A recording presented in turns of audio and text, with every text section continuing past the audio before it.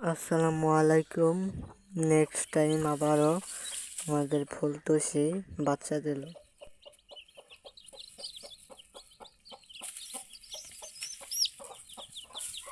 এখন এইগুলাকে খাবার দেব। বয়মের মুখের মধ্যে হালকা একটু পানি দেব। লেবু কেটে লেবুর একটি অংশ এইখানে চিপে দিলাম। এখন পরিমাণ মতো একটু চিনি দেব।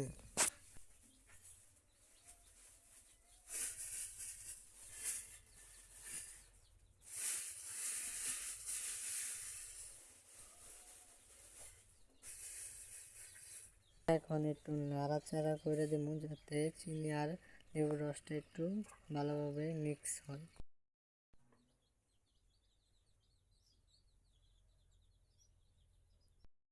এখন 2 ঘন্টা পর এগুলাকে খাদ্য দিলাম। এখন একটু খাদ্য খা।